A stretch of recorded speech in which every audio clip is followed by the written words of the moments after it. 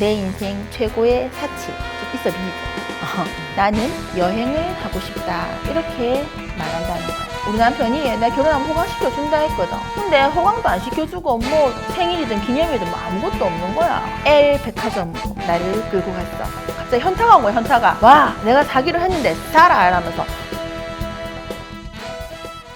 여러분 안녕, 짱아쌤이에요. 선생님이 나는 어떻게 여행 작가가 되었나 이 얘기를 했는데, 그럼 여러분 중에 이렇게 생각할 거야. 선생님, 작가는 여러 분야가 있는데 왜 하필 여행이에요? 이렇게 물어볼 것 같아. 그래서 선생님이 여행을 좋아하니까 왜 여행을 선택했는지 한번 얘기하고 싶네. 카톡 프사 있다 얘가. 사실 여러분 카톡 프사 그냥 청소년들은 아무것도 안 올려놓더라고. 근데 또 카톡 프사에 자신의 생각이나 뭐 감정 이런 거를 적어 놓는 경우 많잖아. 나는 한 번씩 이걸 써. 여행, 내 인생 최고의 사치. 좀 있어 비이제.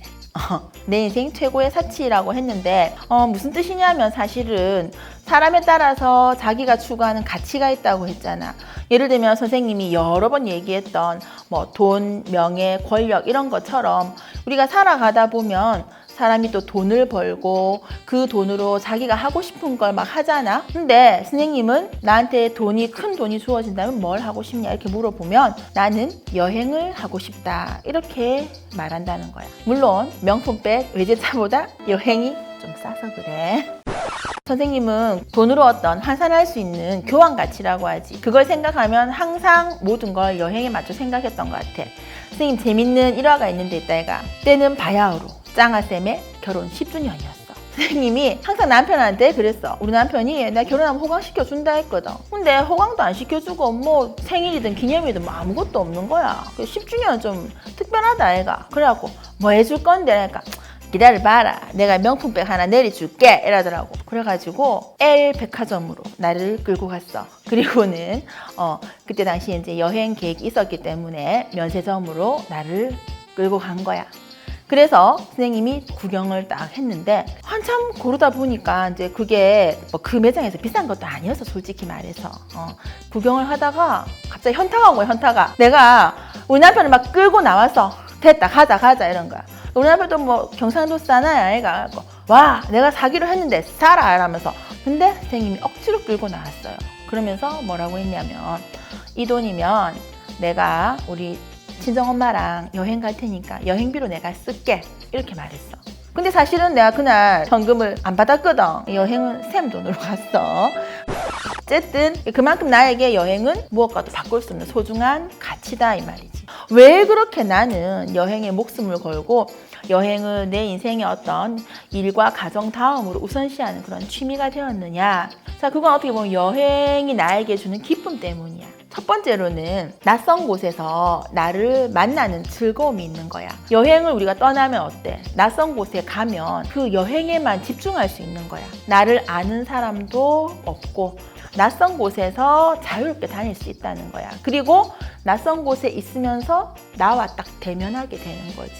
오로지 그 아름다운 풍경 또는 그곳에 있는 이색적인 음식 그리고 거기서 사진을 찍고 새로운 음식을 맛보고 새로운 사람들의 삶의 모습을 보면서 나에 대해서 한 번 더 생각해 보게 된다는 거.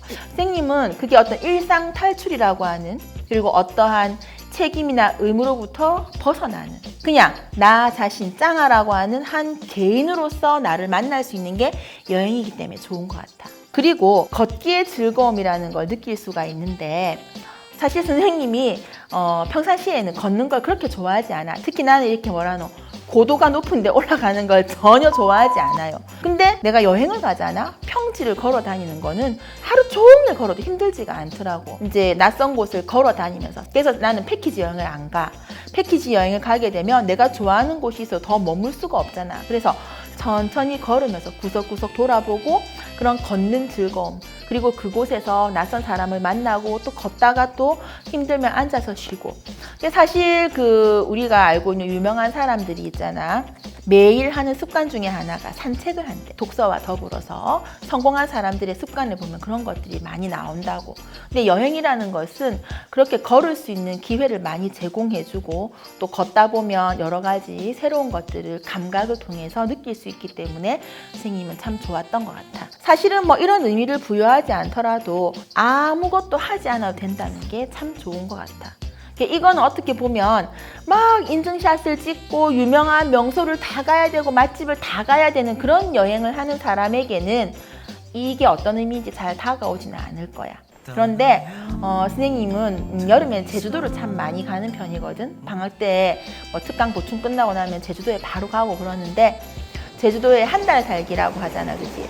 나는 온전히 한 달 살기는 못하지만은 뭐 한 2주나 또 특강이 없을 때는 뭐 방학 내내 있을 수도 있지. 그러면서 그 한 달 살기 식으로 있잖아. 긴 여행을 하다 보면 사실은 우리가 생활 여행자라고 하듯이 그곳에 생활하는 사람으로서 여행지를 보는 게 참 좋아. 근데 내가 참 좋았던 것 중에 하나는 제주도에 여행을 가면 선생님은 이제 차를 렌트를 안 하고 배에다가 차를 이제 실어가지고 내 차로 이렇게 돌아다니는데 제주도에 바닷가가 굉장히 많잖아.